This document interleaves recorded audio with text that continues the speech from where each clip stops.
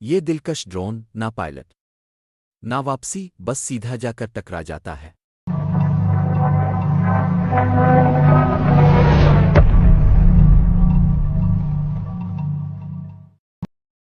اور سب کچھ ختم کر دیتا ہے۔ لیکن سوال یہ ہے، یہ اتنا خطرناک کیوں ہے؟ السلام علیکم دوستو، آج ہم بات کرنے والے ہیں ایران کے مشہور شاہد ڈرون کے بارے میں۔ یہ کوئی عام ڈرون نہیں بلکہ ایک کامیکازی ڈرون ہے، یعنی یہ خود کو ہی ہتھیار کے طور پر استعمال کرتا ہے۔ یہ سستا ہے، خاموشی سے آتا ہے اور اچانک تباہی مچا دیتا ہے۔ تو آخر یہ ڈرون کیسے کام کرتا ہے اور دنیا اس سے کیوں پریشان ہے؟ چلیں شروع کرتے ہیں۔ شاہد ڈرون کیا ہے؟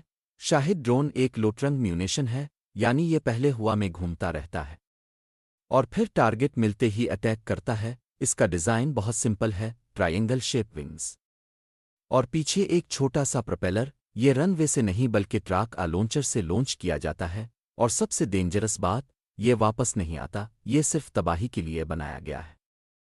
شاہد ڈرون اتنا خطرناک کیوں ہے؟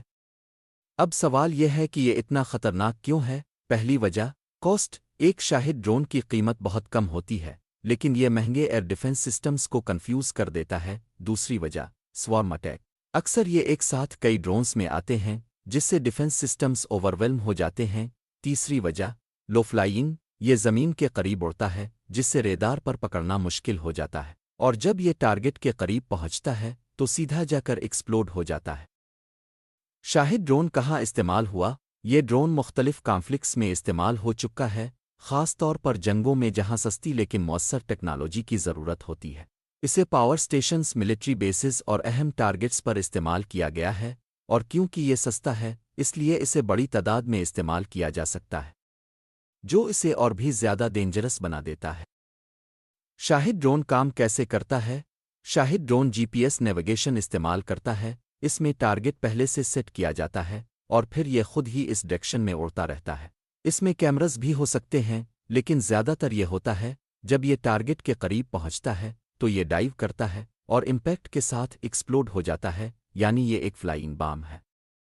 دنیا کیوں ڈر رہی ہے؟ دنیا اس ڈرون سے اس لیے پریشان ہے کیونکہ یہ چیپ ہے، میس پروڈکشن بن سکتا ہے، اور ٹریڈیشنل ڈیفنس سسٹمز کے لیے چیلنج ہے۔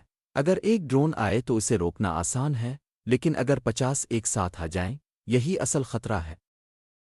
تو دوستو، یہ تھا ایران کے شاہد ڈرون کا مکمل سچ۔ آپ کیا سوچتے ہیں؟ کیا فیوچر وارز ڈرونز سے ہی لڑی جائیں گی؟ کامنٹ میں اپنی رائے ضرور دیں، اور ایسی مزید انٹرسٹنگ ویڈیوز کے لیے چینل کو سبسکرائب کرنا نہ بھولیں۔ شکریہ۔